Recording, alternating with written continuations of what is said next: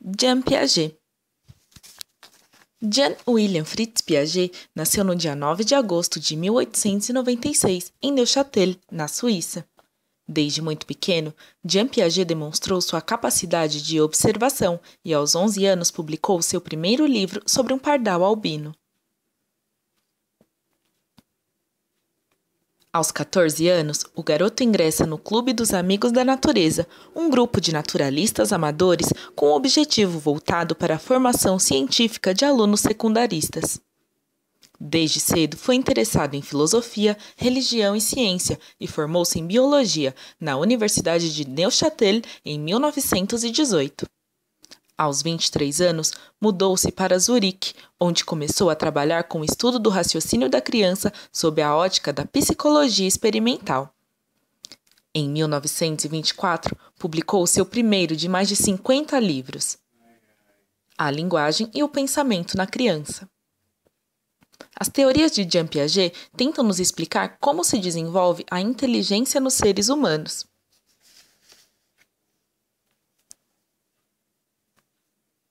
Daí surge o nome dado à sua ciência, epistemologia genética.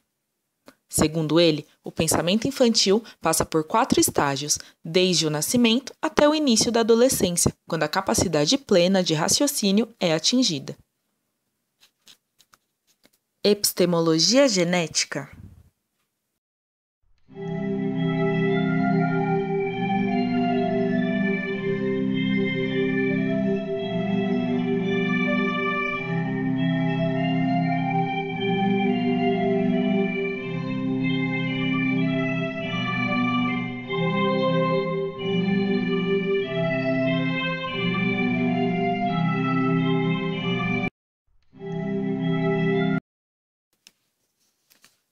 Estágio sensório-motor, até 2 anos. Segundo Piaget, nessa fase do desenvolvimento, o campo da inteligência da criança aplica-se a situações e ações concretas. Trata-se do período em que há o desenvolvimento inicial das coordenações e relações de ordem entre ações. É também o período da diferenciação entre os objetos e o próprio corpo. Estágio pré-operatório, dos 2 aos 6 e 7 anos. É a fase em que as crianças reproduzem imagens mentais. Elas usam um pensamento intuitivo que se expressa numa linguagem comunicativa, mas egocêntrica, porque o pensamento delas está centrado nelas mesmas.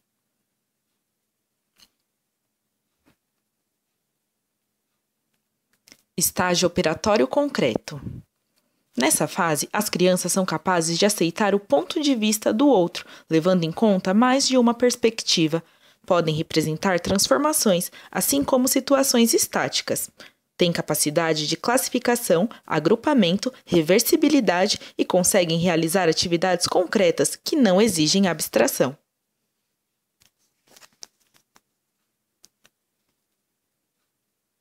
Estágio das operações formais. É a fase de transição para o modo adulto de pensar. É durante essa fase que se forma a capacidade de raciocinar sobre hipóteses e ideias abstratas. Nesse momento, a linguagem tem um papel fundamental, porque serve de suporte conceitual.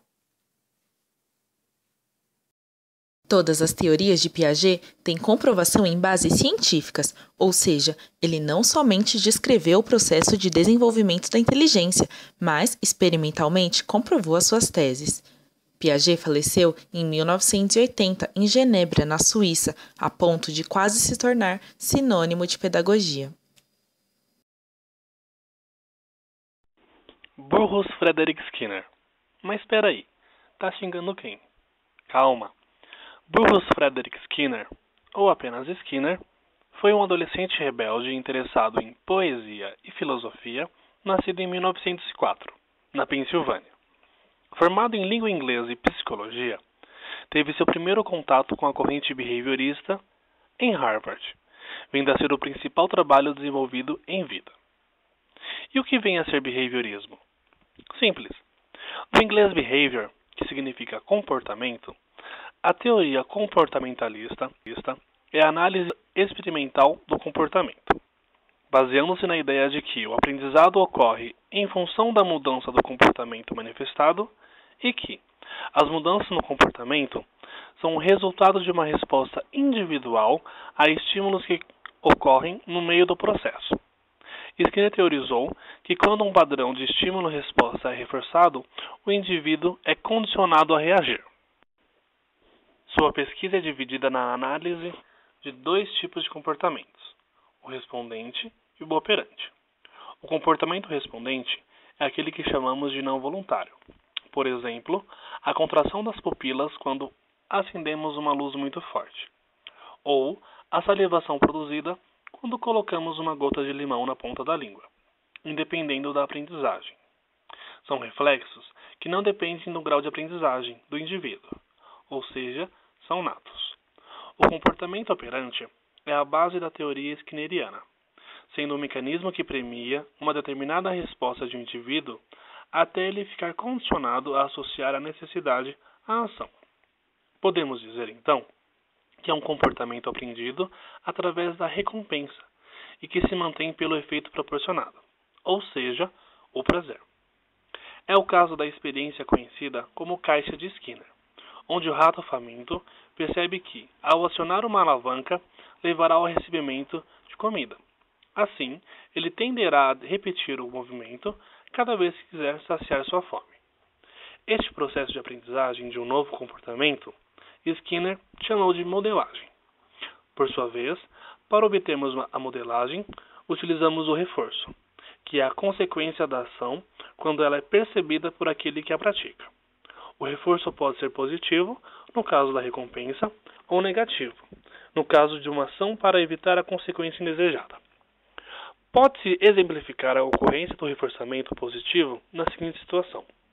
Uma professora pretende aumentar a frequência dos alunos em sua classe. Para isso, ela inclui em suas aulas jogos e brincadeiras. Essas atividades só poderão ser consideradas reforçadoras se aumentarem a frequência dos alunos em sala de aula. Neste caso, como foi incluído um estímulo na situação, ocorreu o reforçamento positivo. Outro exemplo de reforçamento pode ser dado na seguinte situação. Uma criança não tem feito suas tarefas de casa e passa horas jogando videogame. Sua mãe, ao perceber a situação, o proíbe de jogar até que terminem todos os seus exercícios. A criança, então, passa a realizar suas tarefas. Nessa situação, houve reforçamento, já que a criança passou a fazer o dever de casa. Mas esse reforço foi negativo, uma vez que se retira algo do ambiente para que ocorra o aumento da frequência do comportamento desejado. No caso da extinção, o que ocorre é o contrário. Um organismo é punido toda vez que apresentar a resposta que se pretende extinguir. Assim, disse que um organismo foi punido se diminuiu a probabilidade de emissão. A punição também pode ser positiva ou negativa, quando se apresenta ou retira um estímulo, respectivamente. É importante mencionar que Skinner fazia várias ressalvas ao uso da punição, principalmente em contextos educacionais, pois essa sempre ocasionava efeitos colaterais nocivos aos indivíduos. Johann Friedrich Herbar foi um filósofo, psicólogo e pedagogista alemão, fundador da pedagogia como disciplina acadêmica. Nasceu em 4 de maio de 1976 em Oldenburgo, Alemanha, e faleceu em 14 de agosto de 1841, em Gotinga, na Alemanha. Dos 12 aos 18 anos, cursou o ginásio. Aos 18 anos, era aluno do filósofo Johann Fichte, na Universidade de Lena. Depois, trabalhou durante 4 anos como professor particular na Suíça. Foi quando conheceu e ficou amigo do educador Johann Pestalozzi, de quem tirou as bases para suas pesquisas. Em 1802, tornou-se professor na Universidade de Göttingen. Em 1808, assumiu a cátedra deixada vaga por Immanuel Kant, em Königsberg. E em 1833, reassumiu o posto de professor de filosofia em Göttingen. Herbar é considerado duplamente pioneiro na pedagogia, pois além de formular pela primeira vez como uma ciência sobriamente organizada e sistemática, com fins claros e objetivos definidos, adotou a psicologia como eixo central da educação. Sua doutrina pedagógica visa conseguir a liberdade interior, cujo significado, segundo ele, é que a criança se liberte de todas as influências do exterior e se converta em um ser autônomo, capaz de buscar em seu interior as regras de conduta e os preceitos morais. Na teoria dele, memórias, sentimentos e desejos são apenas modificações das representações mentais. Agir sobre elas, segundo Herbert, significa influenciar em todas as esferas da vida de uma pessoa o que interfere diretamente nos processos mentais dos estudantes como meio de orientação de sua formação. Para Herbert, a ação pedagógica se orienta por 3 procedimentos: o governo, a instrução e a disciplina. A obra de Herbert se baseia no princípio de que a mente humana apenas aprende novos conhecimentos e só participa do aprendizado passivamente, o que resultou no ensino que até hoje conhecemos como o ensino tradicional. There's a fire starting in my heart, reaching a fever pitch and it's bringing me out the dark.